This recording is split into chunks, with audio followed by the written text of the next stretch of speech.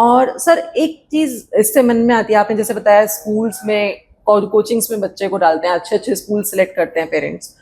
अब कम्युनिकेशन जो है पेरेंट्स और टीचर्स के बीच में भी तो होना जरूरी है, बहुत बहुत जरूरी है, क्योंकि बच्चे घर पे क्या एक्टिविटीज कर रहे हैं और एक्चुअली वो स्कूल में या कोचिंग में क्या एक्टिविटीज कर रहे हैं ये स्कूल का तो टीचर्स ही जानते हैं और घर पे पेरेंट्स ही जानते हैं। तो ये कम्युनिकेशन कैसे बना के रखें? ये बहुत जरूरी है। ये कि ट्रायंगल है एक, जी, टीचर्स है, हाँ, या उसके जो भी कोच है, जी, जो भी वो तैयारी कर रहा है, हाँ, उससे रिलेटेड टीचर्स बोल दीजिए, कोच बोल दीजिए, मेंटर्स बोल दीजिए, पेरेंट्स हैं और बच्चा है। अब जहाँ प्रॉब्लम वहीं आ रही है जहाँ इन तीनों में कहीं ना कहीं कम्युनिकेशन गैप है। या तो टीचर और पेरेंट्स में कम्युनिकेशन गैप है जी, या पेरेंट्स और बच्चे में कम्युनिकेशन गैप है, और या टीचर और पेरेंट्स में। मतलब ये आपको पेरेंट्स को ये तय करना पड़ेगा कि बच्चा जहाँ कहीं भी पढ़ रहा है वहाँ के जो भी मेन कोच, उनके मेन टीचर्स हैं, उनसे वो कम्युनिकेट करें। जैसे मान लीजिए मेरी बच्ची जिस कॉलेज में पढ़ रही है, मेरी बच्ची जिस हॉस्टल में रह रही है, तो एटलीस्ट मेरा कम्युनिकेशन वहाँ की वार्डन से होना चाहिए। बिल्कुल। उनका ओपिनियन क्या है, वो बच्चे के बारे में क्या सोचते हैं। काफी इंफॉर्मेशन होती है सर उनके पास कि उनको पता होता है डे टू डे में बच्चा कैसा है, अभी कैसे रह रहा है, खुश है, नहीं है। अब उसके मान लीजिए जो एटलीस्ट आप स्कूलिंग और कोचिंग लेवल पर तो आप रखिए जी, कॉलेज लेवल पे ये थोड़ा सा डिफिकल्ट होता है क्योंकि बच्चा भी बड़ा हो जाता है और आप भी थोड़ा सा ये सोचते हैं कि चलो ठीक है अपना देख ही रहा होगा, बट फिर भी उस लेवल पे भी रखना चाहिए। स्कूलिंग कोचिंग टिल 12th तो ये रखना होता है। जब तक बच्चा उतना मेच्योर नहीं हो जाता है तो टीचर्स का रोल बहुत बड़ा है। तो आप अपने बच्चे के टीचर से हमेशा कनेक्टेड रहिए जी। भले ही उनका ज़्यादा समय नहीं ले आप, लेकिन फिर भी आप एटलीस्ट मंथ में एक बार उनसे, चाहे टेलीफोनिकली दूर रहे आप तो टेलीफोनिकली बात कर ले। वहाँ उस इंस्टीट्यूट में कोई ऐसी व्यवस्था नहीं है कि बच्चे टीचर से कुछ पेरेंट्स डायरेक्ट बात कर पाए, तो उनसे रिक्वेस्ट कर लीजिए कि सर कोई ऐसी व्यवस्था बना दीजिए कि हम बच्चे को जो 5 या 6 टीचर्स पढ़ा रहे हैं उनमें से हम एटलीस्ट किसी एक टीचर से कनेक्टेड रह सके। तो ये वो इंस्टीट्यूट भी फिर मैनेज कर लेगा पेरेंट्स के कहने से। और अगर वो इंस्टीट्यूट कर रहा है ऑलरेडी तो वेरी गुड, नहीं कर रहा है तो पेरेंट्स रिक्वेस्ट करके ऐसी व्यवस्था वहाँ चालू करवा सकते हैं जी।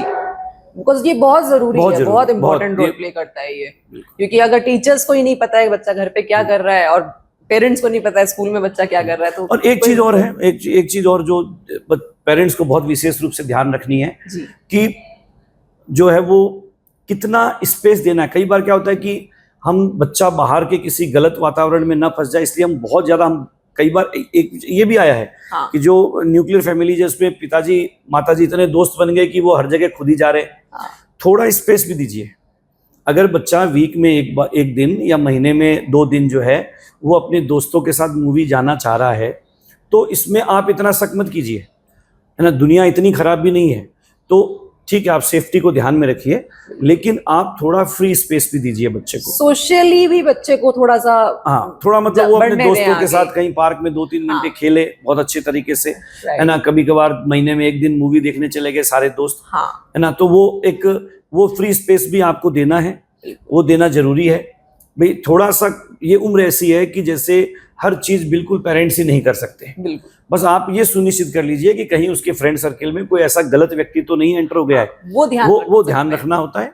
और इवन फ्रेंड्स को भी आपको नॉलेज, मेरे बच्चों के जो भी फ्रेंड्स हैं मुझे पता है कि ये 7-8 दोस्त हैं और ये लोग जो है ना ये इसके ज्यादा कनेक्शन में है, ये इसकी बेस्ट फ्रेंड है, ये इसकी बेस्ट फ्रेंड, मतलब अच्छे फ्रेंड्स हैं और ये ग्रुप है। इस चीज को जानने का सही तरीका कम्युनिकेशन ही है। पेरेंट्स अगर बात करते हैं तो बच्चा अपने आप बताएगा सब चीजें। मतलब आपके बच्चे के दोस्त आपसे हेजिटेट नहीं करेंगे।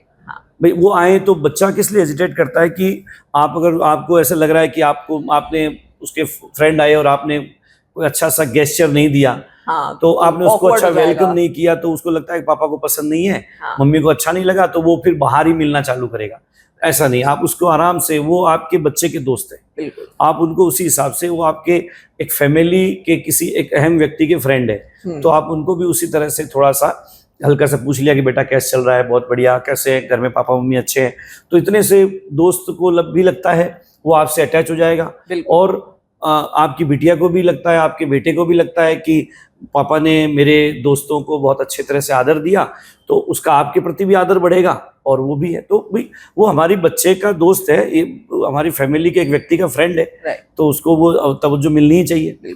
तो स्पेस भी दीजिए, कनेक्टेड भी रहिए, और थोड़ा सा कहीं पर भी कोई चीज़ गड़बड़ लगे तो वहाँ उससे बैठ करके डिस्कशन कीजिए। जैसे उसको मोबाइल की किस चीज़ की बहुत लत पड़ गई, तो उसको आप समझाइए कि ये भाई ऐसा चीज़ तुम अगर ये चीज़ करोगे तो तुम्हारे लिए इसमें दिक्कत हो जाएगी। तो उसको समझाइए, और समझा करके फिर बोलिए कि बताओ, मतलब उसी के मुंह से रूल बनवाइए। राइट। मैं हमेशा कोशिश ये करता हूँ कि फैमिली के अंदर कोई चीज़ थोपूं नहीं, मेरे विचार बता दूं और फिर उनको बोलूँ कि बताओ फिर अब इसको कंट्रोल करने के लिए क्या रूल बनाए, बताइए आप ना। तो बिटिया कहती है कि पापा ऐसा करते हैं कि इसको मैं इस तरह से मैनेज कर लूँगी। मैं अब जैसे उसको मोबाइल में बीच में थोड़ा प्रोग्राम्स और देखने की ज़्यादा लत पड़ गई, तो मैंने उसी से रूल बनाया कि काम करते हैं वीक में 2 घंटा, वीक में 2 घंटा तुम जो चाहो देख लो, ये रूल ठीक रहेगा क्या? तो उसने कहा हाँ पापा ये ठीक रहेगा। तो ठीक है, ओके तुम्हारा रूल है, फिर अपन इसको बनाएं, फाइनल करें। बिल्कुल। तो उसने कहा ठीक है मेरा रूल है। तो ये टीनेजर ऐसी एज है जिसमें बच्चा चाहता है कि आप मुझे ऐसा मत कहो कि तू ये काम कर, आप मुझसे करवाओ। आप मुझे अथॉरिटी दो एक रूल बनाने की, मेरे खुद के रूल बनाने की अथॉरिटी मेरे पास हो, और मेरा भी उसमें इन्वॉल्वमेंट हो। छोटी छोटी रिस्पॉन्सिबिलिटीज बच्चे को देता रहना चाहिए। अब आप जैसे मान लीजिए उसको पैसे का थोड़ा महत्व हो, तो आपको टीनेजर होने के बाद में उसको जैसे महीने के आप 500 रुपए दो, 1000 रुपए दो, और उसको बोलो कि बेटा अब ये तुम्हें 500 1000 रुपए तुम जहां भी खर्च कर रही हो, आप मुझे वीक में या महीने में एक बार इसका पूरा दे देना। खर्च हो जाए 200 रुपए बचे तो फिर और ले लेना। तो उससे उसको हिसाब रखने का उसको जिम्मेवारी आएगी। बिल्कुल। वो वैल्यू ऑफ मनी को समझेगी, वो है ना, या वो बच्चा समझेगा। तो ये थोड़ा सा क्या है कि उसको छोटी छोटी जिम्मेदारियां सिखानी है, और बहुत उसको दुनिया में जब वो प्रोफेशनल लाइफ में तैयार हो तो ये सारी छोटी छोटी बातें उसके बहुत काम आएगी। Right sir. एक सर टॉपिक है जो काफी आजकल सुनने में आता है, क्योंकि कंपटीशन इतना बढ़ चुका है, कह सकते हैं इस वजह से भी, स्ट्रेस और डिप्रेशन।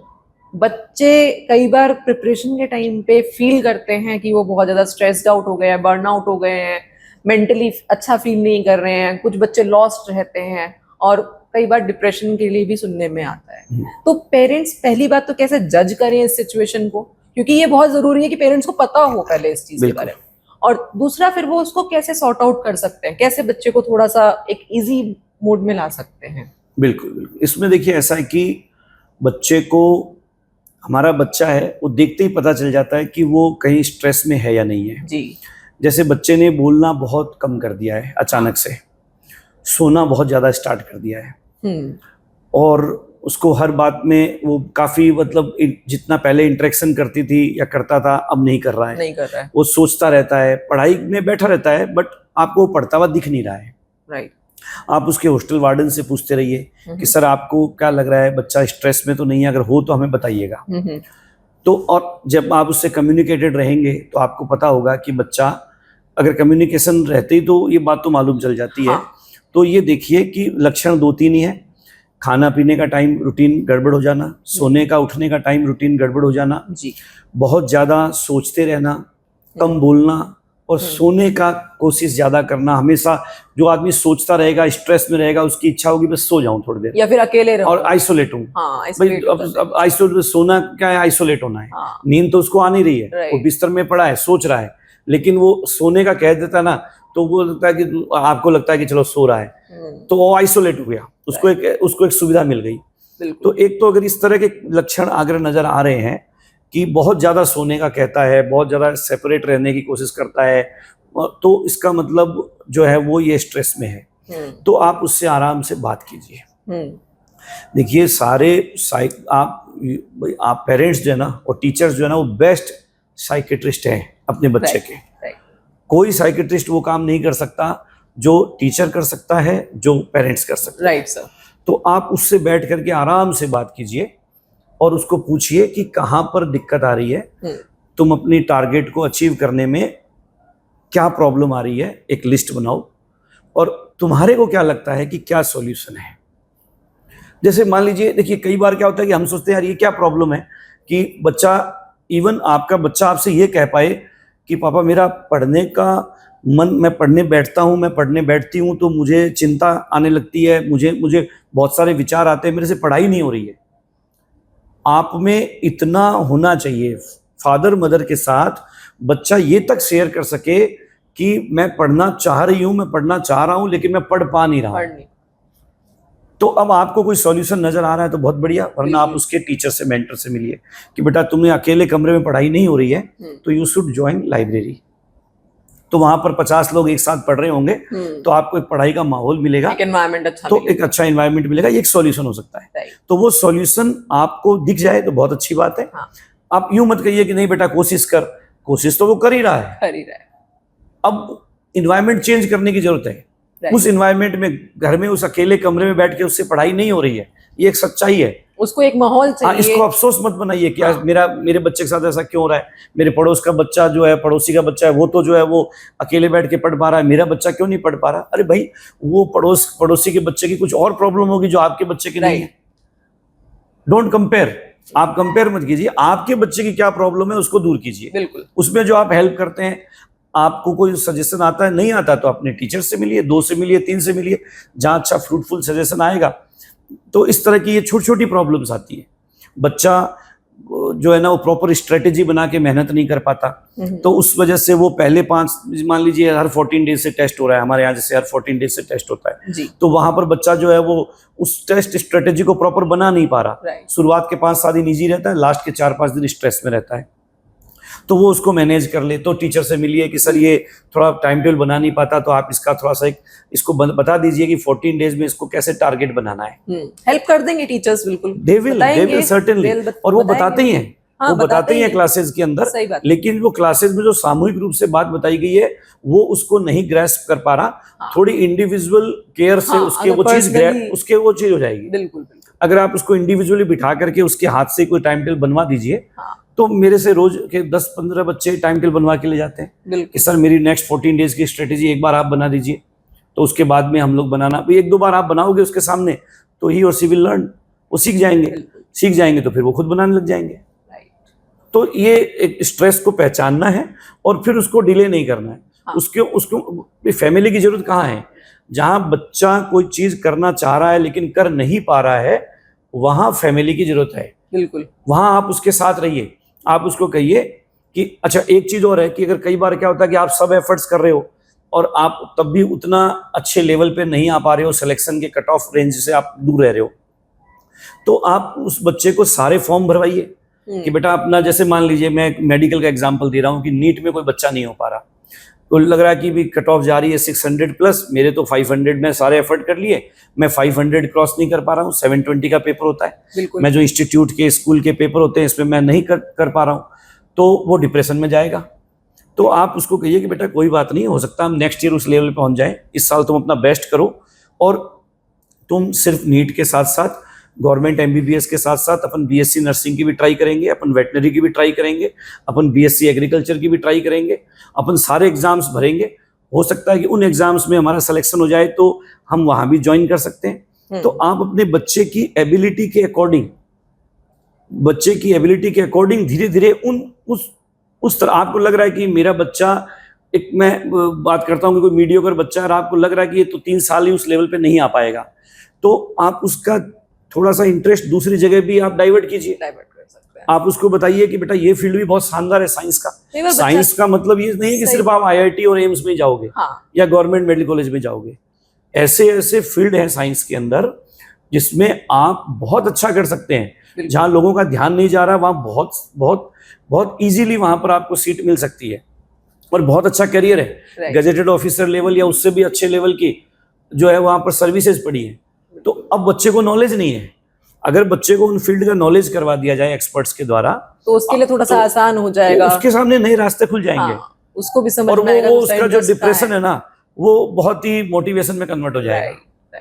उसको लगेगा कि हाँ मेरे पास ऑप्शंस तो कई सारे हैं और जो जिसमें मेरा इंटरेस्ट है मैं उसमें जा सकता हूँ आराम से। बिल्कुल, बहुत ही अच्छा लगा सर ये सारी चीजें जान के, बिकॉज पेरेंट्स बहुत इंपॉर्टेंट रोल प्ले करते हैं। जैसे बच्चे एक इंपॉर्टेंट रोल प्ले करते हैं पेरेंट्स की लाइफ में, उसी तरीके से पेरेंट्स का भी एक बहुत बड़ा रोल होता है। और स्पेशली जब बच्चा जैसे कि आपने बताया 13 से लेके 20 की एज में होता है। तो thank you so much sir, आपने बहुत अच्छे से समझाया। आई होप हमारे सभी पेरेंट्स और स्टूडेंट्स इन सब के लिए ये बहुत ज़्यादा काम का रहा हो, उनको समझ में आया हो कि कम्युनिकेशन जो है वो बना के रखें, तो हर चीज़ का सॉल्यूशन जो है वो टाइम बाय टाइम मिलता जाएगा। तो thank you so much sir, आपने बहुत अच्छे से बताया। अब हम मिलेंगे नेक्स्ट सेशन में। Thank you.